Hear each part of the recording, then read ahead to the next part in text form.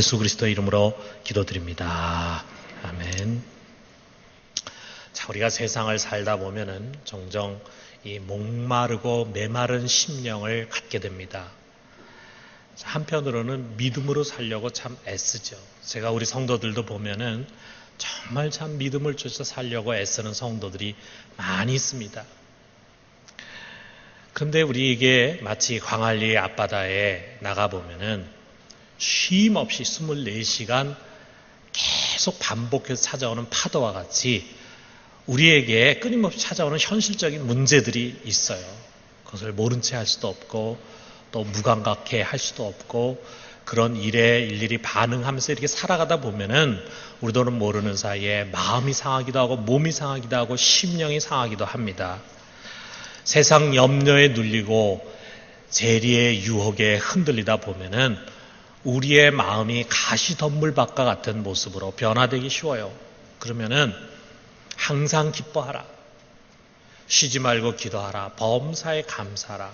이것이 우리를 향한 하나님 아버지의 뜻인데 이런 뜻에서 멀리 가서 방황할 때가 많습니다. 기쁨도 없고 감사도 없고 또 기도도 잘 하지 못하고 그러면서 우리의 심령이 은혜를 사모하지 않습니까? 이 영적인 황무지를 촉촉이 적셔줄 은혜의 단비, 다시금 우리로 하여금 그야말로 감사와 기쁨과 소망에 잠기게 할 그 생명수를 갈망해요. 근데 여러분, 이 은혜의 단비라고 하는 것은 저 멀리 하늘에서부터 내리는 것이 아닙니다. 이 생명수라고 하는 것은 산속 깊은 곳에 숨겨져 있는 것이 아닙니다. 우리 속에 은혜의 샘이 있어요. 우리 주님께서 이미 그 생수의 근원을 우리 속에 심겨주셨습니다. 요한복음 7장 38절에 보면은 나를 믿는 자는 성경의 이름과 같이 그 배에서 생수의 강이 흘러나오리라 말씀하셨습니다.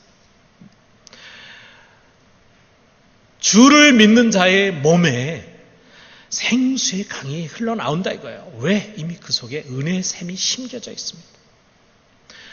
우리가 오늘은 그 은혜의 샘을 찾아서 그곳에서 흐르는 생수를 마음껏 마실 수 있길 바랍니다. 그래서 그 물이 우리의 마른 목을 좀 축이고 피곤하고 병든 심령 구석구석 흘러 들어가서 그것을 다시 소성시키고 그래서 우리로 하여금 기쁨과 감사와 은혜의 자리에 다시 설 수 있도록 할 수 있기를 주님의 이름으로 축원합니다.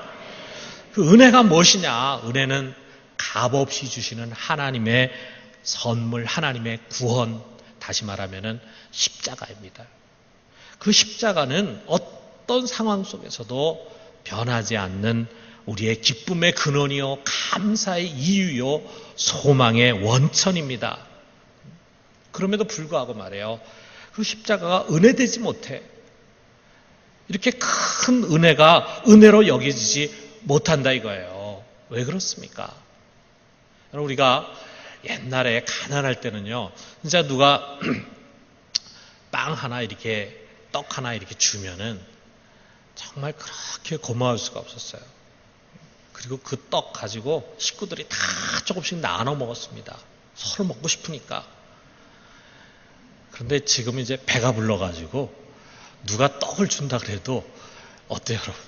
떡 준다 그러면은 한편으로 고맙지만 그 옛날에 가졌던 그런 감사함, 그런 마음을 잘 못 갖잖아요. 여러분, 많이 가지고 있는 사람에게는요, 웬만한 선물은 감사의 대상이 잘 되지를 않습니다. 이와 같은 이치예요. 가진 것이 많고 배운 것이 많고 웬만큼 좋은 일도 하면서 나름대로 착하게 살아간다고 생각하는 사람, 그래서 흠잡을 것도 없고 남에게 꿀릴 것도 없다고 생각하는 사람에게는요, 이 십자가가 은혜의 표징이 안 됩니다. 근데 우리도 모르는 사이에 우리가 신앙생활 하면서도 이렇게 자기의가 흘러들어와. 세상적인 눈으로 자기의 외모로 자기를 판단하고 그것으로 자부심도 갖고 자긍심도 갖고 교회 안에서도 우리가 신앙생활 하면서 경건의 생활하고 교회에 이런저런 사역을 하면서 자기도 모르는 사이에 자기라고 하는 것에 주목을 해. 그래 자기를 신뢰해요. 그렇게 하다 보면은 자기가 대단한 것처럼 생각이 들고 착각할 때가 많아요. 그러다 보면은 정말 우리가 얼마나 용서받을 수 없는 죄인이었는가.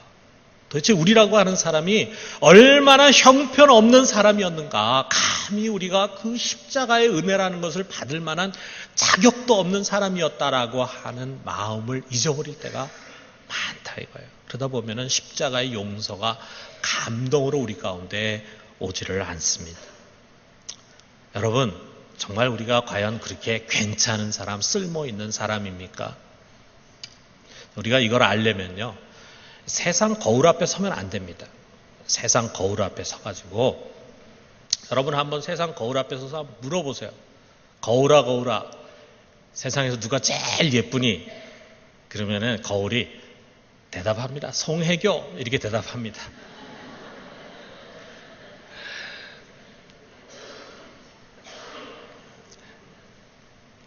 우리 교회 이제 청년들이, 내가 볼 때 우리 청년들이 다 이뻐요. 우리 집사님도 다 이쁘고, 예? 거울에 대고 또 묻습니다. 나는 어때? 그러면은 아마 거울이 틀림없이 얘기할 거예요. 너도 쓸만해. 이렇게 얘기할 겁니다. 어? 너도 쓸만해. 너도 괜찮아. 잘생겼어. 그건 무슨 말이냐면은 자기가 자기를 에이, 나 정도 생겼으면 그래도 잘생긴 건지 뭐 이렇게 생각하는 마음이 있다 이거예요. 우리가 거울에 대고 거울아 거울아 누가 제일 멋있냐? 그러면은 빌 게이츠 이렇게 얘기한다고. 돈도 많이 벌고 마이크로소프트, 세계적인 기업가, 누구나 되고 싶은 모습. 나는 어떠니? 그러면 아이 뭐 너도 쓸만해. 뭐 괜찮아 그 정도면. 여러분, 세상의 거울은요, 우리의 외모를 가지고 우리를 평가합니다. 그렇기 때문에 그 거울은 오래 안 가요, 그런 게. 지금은 다 얼굴이 주름살도 없고 뺑뺑하죠. 그렇지만 3, 40년 뒤에 한번 거울에게 대고 거울아 거울아 나는 어떠니 해보십시오. 쓸모없어. 이렇게 대답이 나온다고요. 여러분, 우리의 진정한 모습은 그렇게 변화되는 세상의 거울에서가 아니라, 세상의 판단이 아니라 하나님의 판단, 그 하나님의 판단이 참된 진리입니다.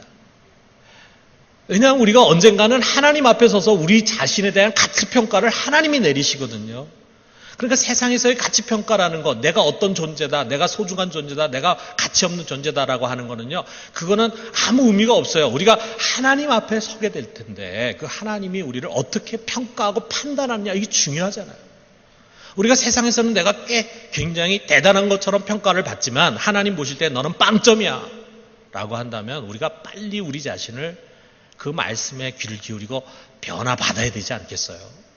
우리가 세상에서는 넌 아무 가치가 없어 빵점이야 라고 하는데 하나님께서는 아니야, 너 최고야. 난 정말 널 귀하게 여긴다. 넌 내 앞에 보배롭고 존귀한 자야 라고 생각한다면 우리가 기죽고 살 이유가 없잖아요. 우리가 하나님의 판단을 받아야 된다. 그렇다면은 우리가 하나님이 나를 어떻게 보시는가를 알려면 우리는 하나님의 말씀의 거울 앞에 서야 합니다. 여러분과 내가 그 하나님의 말씀 앞에 거울 앞에 서면서 내가 어떻습니까? 이렇게 질문하면 거기에 나오는 답은 하나예요. 너는 죄인이야. 너는 죄인이다. 이렇게 말씀하십니다. 여기 23절에 보니까, 자, 우리 같이 한번 읽어봅시다. 모든 사람이 죄를 범하였음에 하나님의 영광에 이르지 못하더니.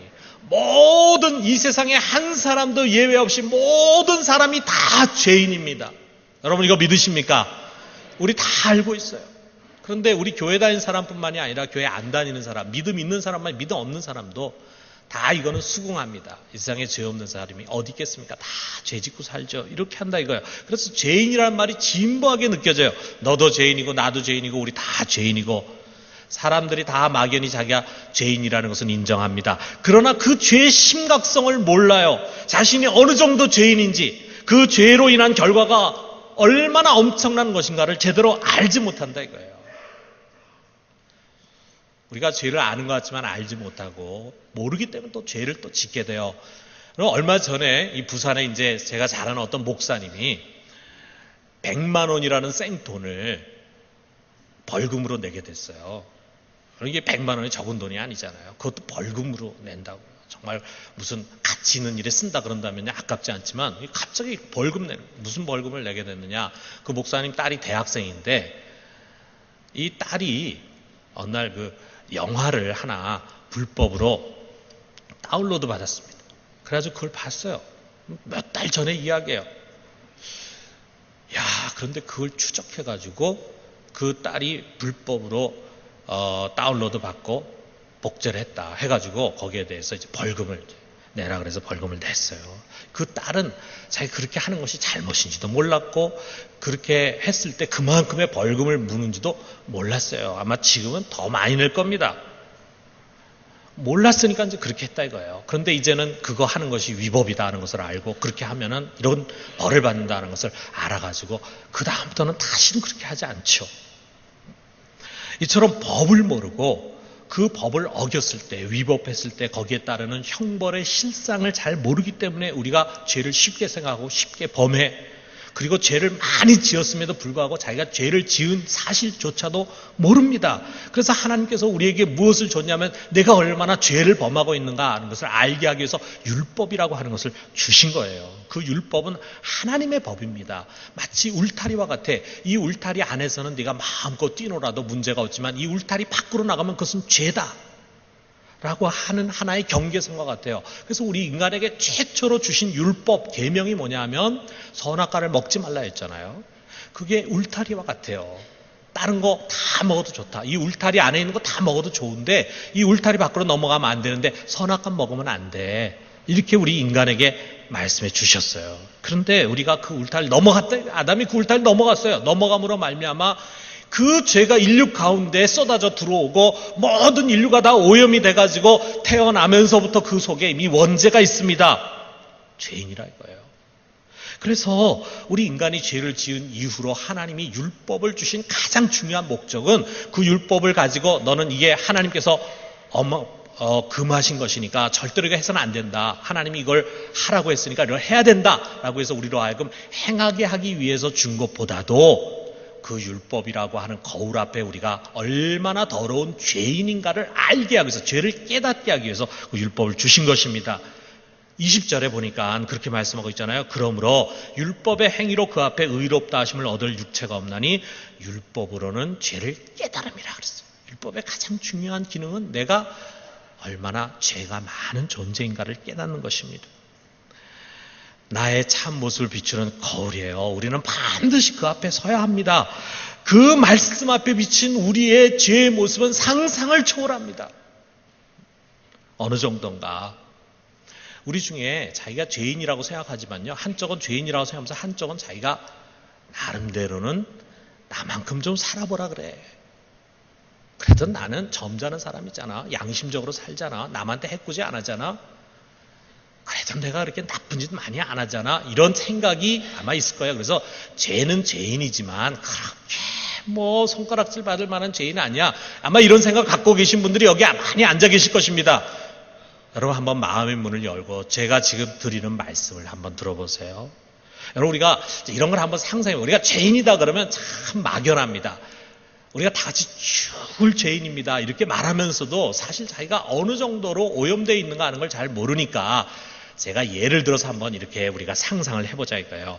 자, 여러분이 어떤 탁실에 가운데 놓여있는 침대에 여러분 누워 있습니다. 그래서 여러분 머리에는 말이에요. 최첨단의 기계들이 부착이 돼 있어요. 그 최첨단의 기계가 지금은 아직은 우리 기술이 그렇게까지 오지 않았지만 먼 미래에 혹시 우리가 그런 기술이 올지도 모릅니다. 그 기계가 뭐냐 하면은 마치 블랙박스처럼 말이에요. 우리 어려서부터 태어나서부터 지금까지 쭉 살아온 내용들이 그게 화면에 쫙 나오는 거예요. 파노라마 같이.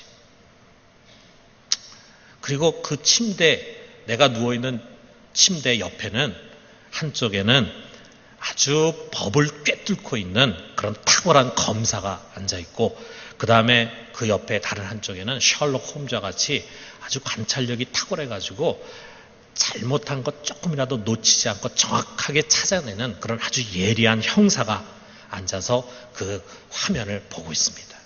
여러분이 어려서부터 지금까지 쭉 살아온 내용들이 하나도 빠뜨리지 않고 다 나옵니다. 여러분 어떨 것 같습니까? 여러분 중에 내가 겁날 거 있나요? 내가 크게 잘못한 것도 없는데 이런 사람이 있을지 모르겠어요. 그렇지만 그렇지 않습니다. 여러분 하나하나 보면서 날카로운 형사가 찾아냅니다. 저것 봐. 저 사람 지금 분명히 밤인데 사람이 없으니까 빨간 신호등에도 지금 가고 있잖아. 그러니까 옆에 있는 검사가 말합니다. 저거는 신호위반. 신호위반 한 건 걸렸어요. 그 다음에 저 봐. 저기 유턴해서는 안 되는 데인데 지금 저 사람 맘대로 유턴하고 있네. 저거는 중앙선 침범 걸립니다. 야, 이 고속도로인데 지금 저 사람 150km 달리고 있잖아. 신호위반. 우리 다 신호위반 하잖아요. 근데 그걸 안 잡아서 못 잡아서 그렇지 그거 잡으면 다 벌금입니다. 다 가다가 이제 요즘은 내비게이션 다 장착해가지고 500m 뒤에 100km 제한 이러면서 속도 또 내리지 않으면 또 웬 애가 나타나가지고 빽빽빽 하고 소리를 질러대죠. 빽빽. 그러니까 그 신호 탐지기 앞에 가서는 딱 속도를 줄였다가 그거 딱 지나가면 그 다음에 또 다시 속도를 쫙 내. 근데 그게 다 걸린다. 다 잡아냅니다. 다 잡아냅니다. 뭐 소프트웨어, 음악 CD, 컴퓨터 프로그램, 그 다음에 영화 다 무단 복제하고 있네. 저건 불법 복제. 야, 회사에서 준 공금 가지고 친구들하고 회식을 하고 있어. 자기 부인 옷을 사주고 있어.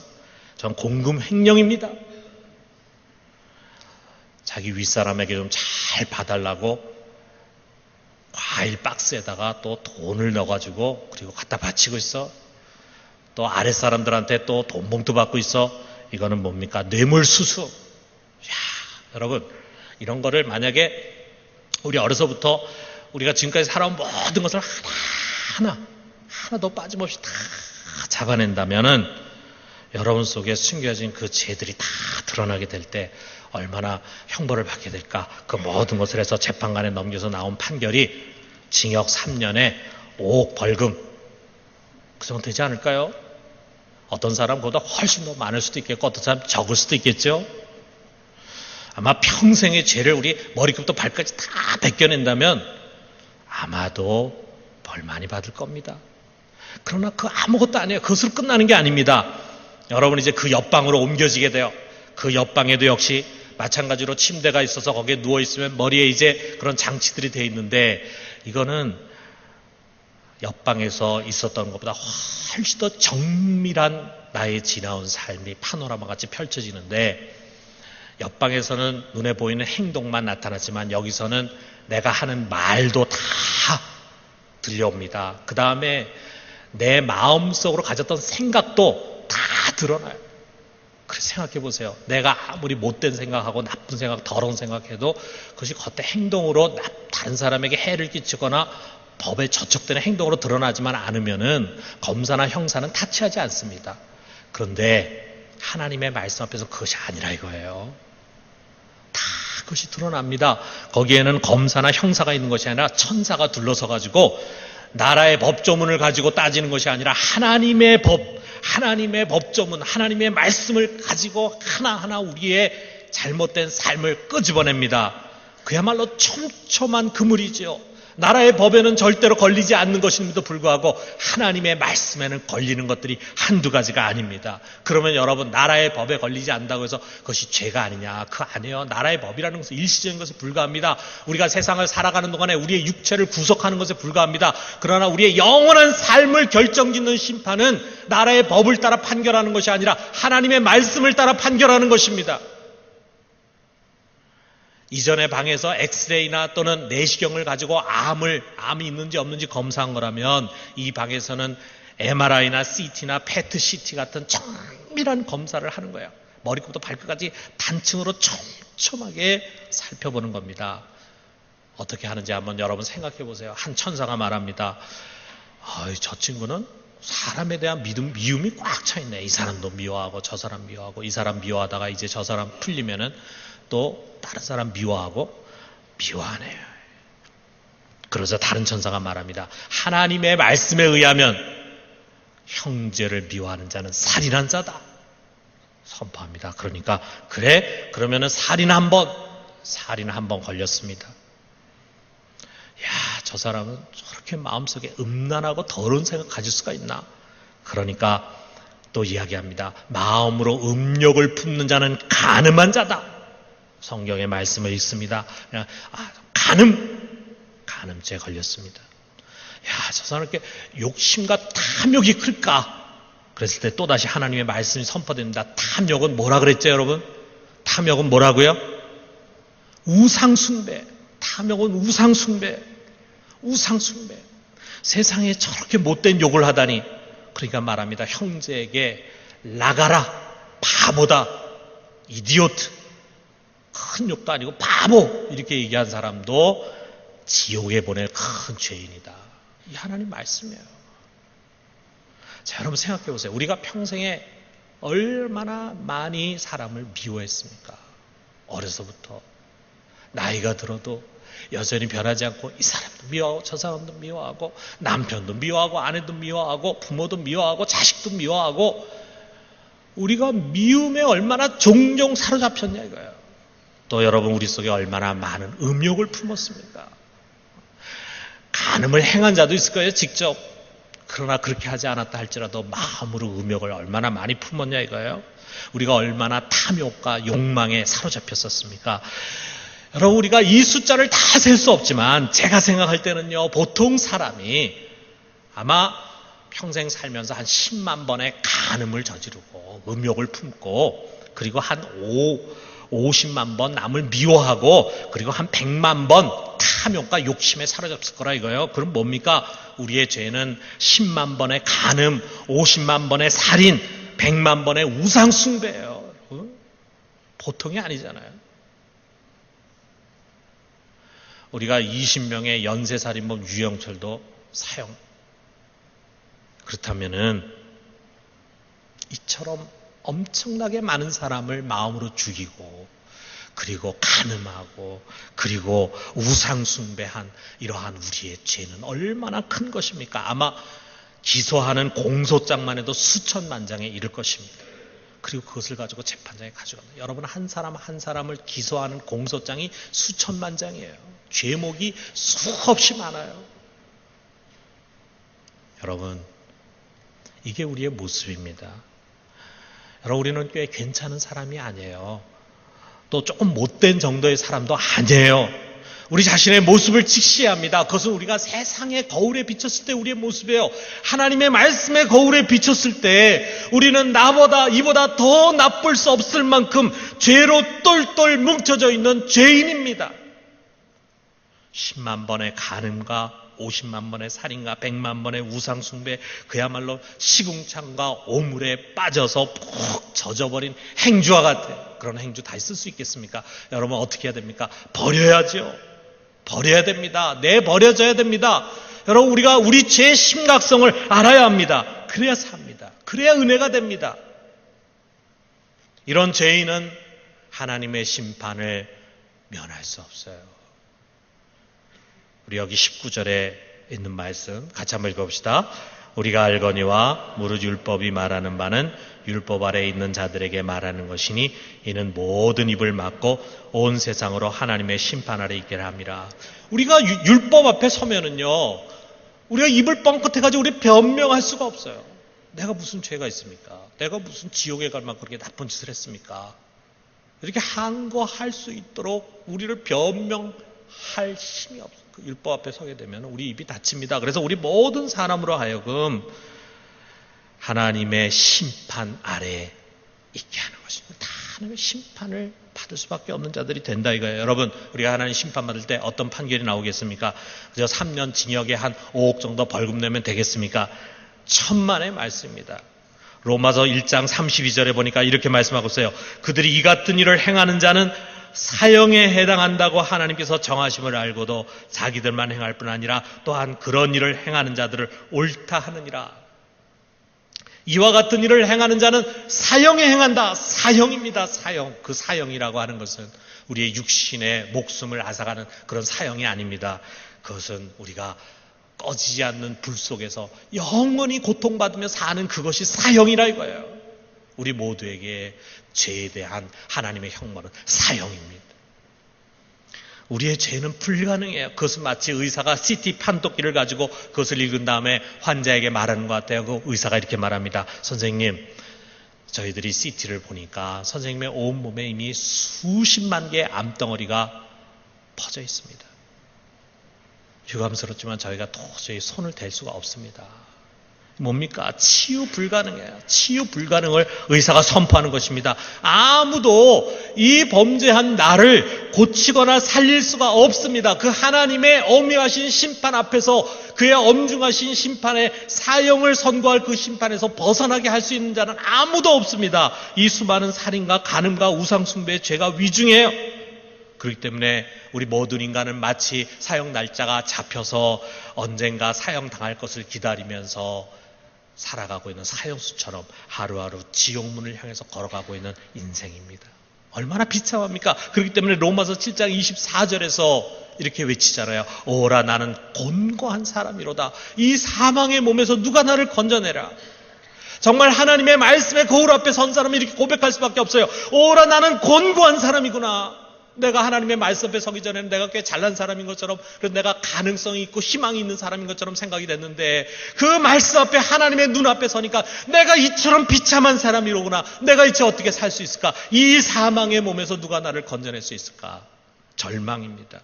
절망입니다. 여러분, 절망입니다. 한번 이 깊은 절망의 나락에 들어가야 우리가 비로소 은혜가 무엇인가를 알아요. 이 절망적인 나에게 어느 날 반전이 일어난 거예요. 반전. 나를 구하기 위해서 이 깊은 절망의 계곡으로 찾아오신 분이 있었습니다. 그래서 아까 읽은 로마서 7장 24절 다음에 25절을 보니까 이렇게 말씀하고 있어요. 우리 같이 한번 읽어봅시다. 우리 주 예수 그리스도로 말미암아 하나님께 감사하리로다. 이제 아까는 이 사망의 몸에서 누가 나를 건져내라. 나는 곤고한 사람이다. 절망의 탄식을 쏟았는데 이제는 하나님께 감사하리로다. 왜? 예수 그리스도로 말미암아 그가 나를 찾아오셨어요. 나를 찾아서 그가 하신 일이 뭡니까? 나에게 찾아오셔가지고 내 얼굴 더 이쁘게 만들어주고 나에게 더 좋은 집 주고 나에게 더 좋은 차 주고 나 좋은 대학 들어가고 좋은 직장 들어가고 좋은 사람 만나서 결혼하게 하고 이거 아닙니다. 하나님이 우리에게 예수 그리스도 우리에게 오셔서 하신 것은 우리가 지고 있는 그 수많은 무거운 죄를 그분이 다 가져가셨어요. 내가 짊어질게 그분이 다 가져가셨어요. 10만 번의 간음행위, 50만 번의 살인행위, 100만 번의 우상숭배, 이 모든 건 내가 잘못한 건데 내가 나쁜 것인데 그런데 그분이 그것을 다 대신 짊어지셨습니다. 그래서 나 대신 사악한 죄인의 자리에 서셨습니다. 그래서 죄 없는 그분이 이 나쁜 놈이 맞아야 할 채찍을 대신 맞으셨어요. 이 못된 놈이 당해야 할 조롱을 그분이 대신 당하셨어요. 이 불의한 놈이 받아야 할 형벌을 그분이 대신 지고 십자가에서 죽으셨어요. 이사야서 53장 5절 6절 보니까 그가 찔림은 우리의 허물 때문이요 그가 상함은 우리의 죄악 때문이라. 그가 징계를 받음으로 우리는 평안을 누리고 그가 채찍에 맞음으로 우리는 나음을 받았도다. 우리는 다 양 같아서 그릇 행하여 각기 제 길로 갔거늘 여호와께서는 우리 모두의 죄악을 그에게 담당시키셨도다. 우리 모두의 죄악이라는 게 요만큼의 죄악 아닙니다. 너무나도 큰 죄, 그 죄를 그분이 다 담당해서 대신 죄값을 치르셨어요. 나의 죄를 점진적으로 조금씩 가져가신 것이 아니라 한꺼번에 단번에 내뿐만이 아니라 세상의 모든 죄, 사람들의 모든 죄를 다 짊어지시고 그분이 화목 제물이 되셔서 그의 몸으로 죄값을 지불하셨습니다. 여러분 이걸 믿을 수 있습니까? 그 수많은 죄가 한꺼번에 한순간에 사라진다는 사실 믿을 수 있습니까? 이 믿을 수 없는 사실을 믿고 나의 죄를 그분 앞에 가져가서 회개하니 재판관이신 하나님이 나를 향해서 선포하십니다. 이제 너의 죄가 사해졌느니라. 할렐루야. 너의 죄가 사해졌어요. 22절에 보니까 곧 예수 그리스도를 믿음으로 말미암아 모든 믿는 자에게 미치는 하나님의 의인이 차별이 없느니라. 가진 사람, 못 가진 사람, 까만 사람, 하얀 사람 전혀 가리지 않고 누구든지 주님 앞에 나와서 믿음으로 자기의 죄를 고백할 때 하나님은 그 모든 사람의 죄를 용서하시고 의인으로 만들어 주십니다. 이것은 먼 미래에 우리가 죽은 다음에 다음 세계에 가서 종말 때 성경에 예언된 대로 흰 보좌에 하나님 앉으셔서 심판하시다. 그래서 백보자 심판이라고 우리 보통 얘기하는데 그 백보자 심판 때에 하나님께서 선포하실 미래형이 아닙니다. 이미 내가 너를 의롭게 했다. 완료형으로 선포하시는 것입니다. 내 죄 사함 받았어요. 모든 죄가 다 씻겨졌어요. 내 심령의 모든 어둠이 겹치고 밝은 태양이 떠올랐습니다. 어떤 사람은 10년 전에 이것을 경험했습니다. 어떤 사람은 20년 전에, 어떤 사람은 40년 전에, 어떤 사람은 50년 전에 주일학교 다니면서 이것을 경험했습니다. 어떤 사람은 불과 몇 달 전에 이것을 경험했습니다. 시궁창에 빠지고 오물덩이에서 찌들어서 불행해진 행주가, 불가능해진 행주가 갑자기 순백의 순결한 행주로 바뀌어졌어요. 그 속에 있는 거 우리가 손으로 빨아가지고 되겠습니까? 세탁기에 넣어가지고 되겠습니까? 안 되잖아요. 그런데 우리 주 예수 그리스도께서 그의 피 묻은 손으로 하나하나를 빠시니 그 속에 있는 더러운 것 하나하나가 완전하게 빠져나가서 어디론가 사라져버렸습니다. 여러분과 나는 더 이상 더러운 죄인이 아닙니다. 여러분과 나는 의인입니다. 하나님과 우주 앞에서 우리 모두는 죄 없는 의인입니다. 여러분 이걸 믿으십니까? 여러분 속에 아직 여기에 대한 믿음이 없다면 여러분 오늘 주님 앞에 고백하세요. 어려운 일이 아닙니다. 여러분이 주님 앞에 믿음으로 여러분의 죄를 내어놓으면은 주님께서 그 모든 것을 기꺼이 가지고 가시고 그의 거룩한 보혈로 씻어주실 것입니다. 여러분 우리가 값없이 이렇게 의롭다 하심을 얻음으로 말미암아 얻은 축복의 보따리가 얼마나 많은지 몰라요. 죄가 있을 때는 우리가 죄와 사망의 법 아래서 눌려 있었어요. 그런데 이제는 우리가 죄와 사망의 법에서 해방되어 생명의 성령의 법 아래로 들어오게 됐어요. 우리가 흑암의 권세에서 빠져나와서 이제는 하나님의 나라에 들어가게 됐습니다.